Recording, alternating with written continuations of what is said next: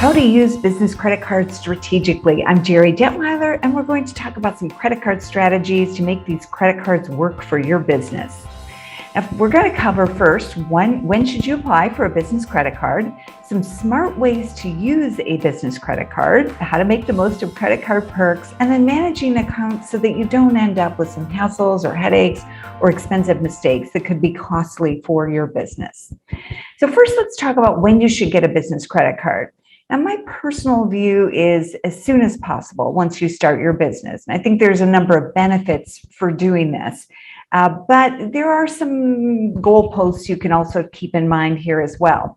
One is you have business expenses. So if you are going to be spending money for your business, keep those expenses separate. Keep them on separate credit cards and ideally with a separate business bank account. And if you use a small business credit card, then you will start to build your business credit very quickly. And in fact, you may be able to qualify for a small business credit card the day after you start your business. It can be a very quick process, so keep that in mind. Now, second of all, you should have a good personal credit score. All of the small business credit card issuers are going to check personal credit. And most of them have a minimum credit score requirement, which is usually somewhere in the mid to high 600s. So somewhere from 650 to maybe 680. A few of them go up to the 700s as a minimum credit score requirement. So if you haven't checked your personal credit scores, I recommend you do so from all three bureaus. They could choose any one of those three bureaus to pull your credit score and just make sure that you're in that category of what would be called good credit to qualify. And a third reason or time to get a business credit card is when you have expenses and you want to get rewards. So whether it's cash back, points, or travel rewards, these cards can be great for that. We'll talk about that in a moment. And if you put those expenses on a business credit card, you'll be benefiting from those purchases. So let's talk about some smart strategies for your business credit card. Now, first of all, utilizing rewards and bonus offers. In 2022, issuers are going to be quite aggressive about trying to get new cardholders after the slow period of 2020 and part of 2021. So you may be able to get some excellent rewards and bonus offers. These may be referred to as limited time offers or LTOs. You may see them as a welcome offer. Typically what happens is they'll say, if you get our card and you spend X amount of dollars in this period of time, often 3 months, you will get this bonus. And it could be bonus cash back. It could be a bunch of points, a bunch of miles, etc. It varies. But these can be an excellent way to jumpstart the rewards that you want to earn from your card and put some more money into your pocket. And speaking of money in your pocket, cash back is always a great strategy. If you're not sure which card to get, let's say you're not traveling as much as you used to pre-pandemic, you're not sure which card is the best fit for you, you can always get a cashback credit card because I don't know any business owner who can't use more cash. And that would be an excellent way to take advantage of rewards on your credit cards. And some of these cashback cards are going to be a flat, say, 1.5% for every purchase. Some of them are going to tier your rewards and offer additional cash back for certain purchases. So let's say in a certain quarter, they're going to get bonus cash back. So you do want to read the fine print and make sure you're taking advantage of that. And then fraud protection. Credit cards do provide the greatest level of fraud protection of any payment method, better than checks, certainly better than cash, which can be lost, and even better than debit cards because they're covered by a federal law, the Truth in Lending Act, that protects you in the case of fraudulent use. The most you can be held liable for with your business or personal credit card is $50 for fraudulent use, and I don't know an issuer who will charge you that. And then if you have a dispute, if you buy something and it turns out to be different than what you ordered, let's say you ordered something online and it was delivered in the wrong quantity or the wrong size or the wrong color, whatever it may be, you can dispute that and get your credit card company to help you get a refund from the merchant. So it's really robust fraud protection. Now, the one caution I'm going to give you there is that this only applies to truly unauthorized purchases. So if you give a card to an employee and they use it for something that you don't approve of, you have authorized them to use the card, and that's not considered a fraud for these purposes. You would have to try to collect from the employee. So if you are going to give a card to an employee, make sure you trust them, and then see what kind of guardrails you can set up. Many issuers allow you to limit the spending to spending categories or certain dollar amounts for employees, so you can try to limit any potential exposure there. And the next strategy is a credit strategy, and let's talk about that a moment. Business credit cards can do two things. One is they can help build your business credit, and they can help separate your personal credit. So if you go to this article, nav.com/business-reports, you will see a list of the major credit card issuers that offer small business cards and which ones report to business credit.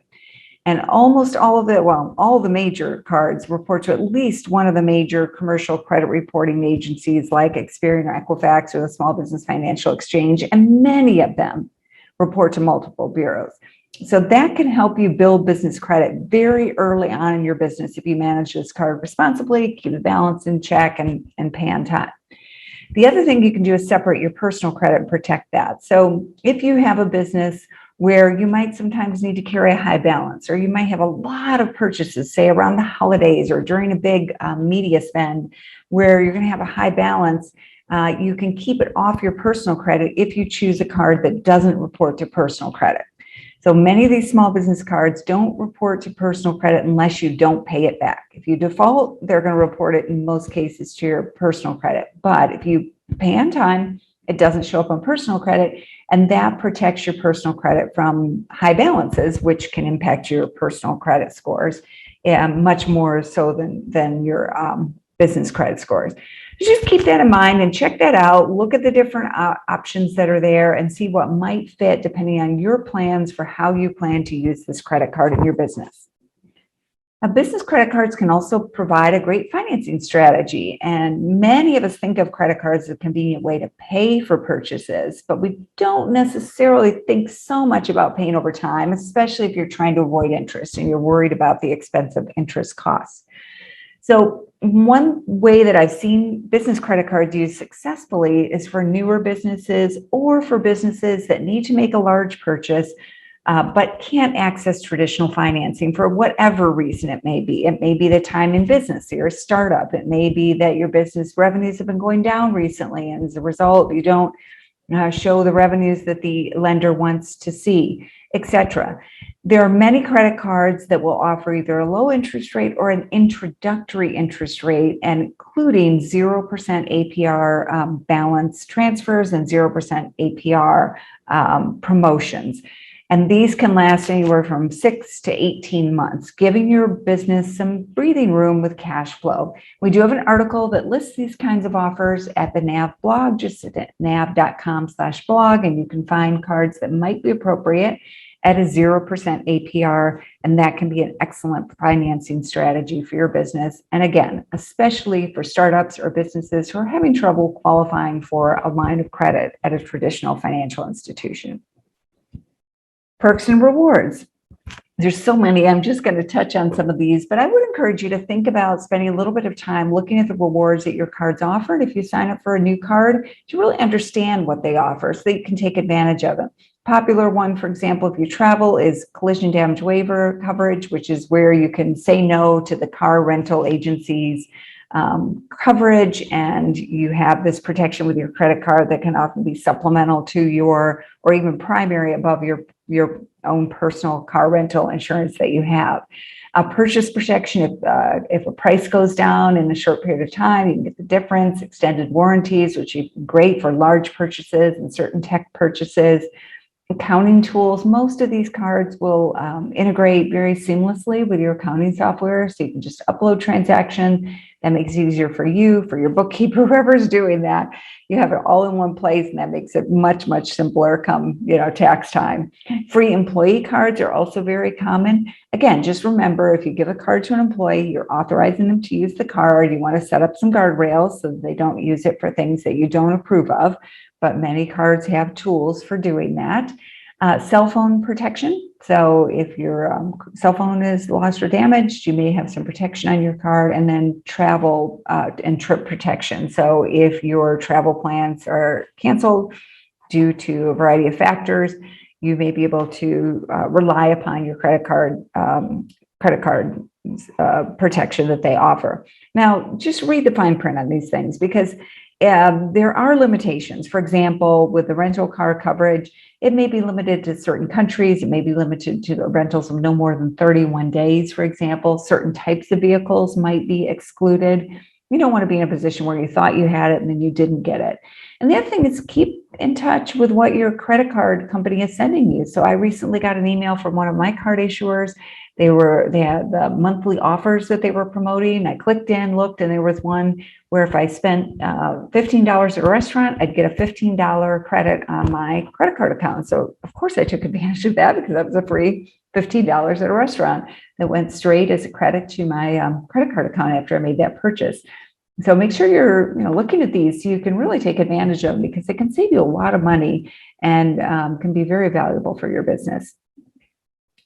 Best practices, definitely pay on time. I'm a big fan of auto pay. So that's where you will set up an automatic payment, even if it's just for the minimum payment. And here's why it's really, really important on a business credit card.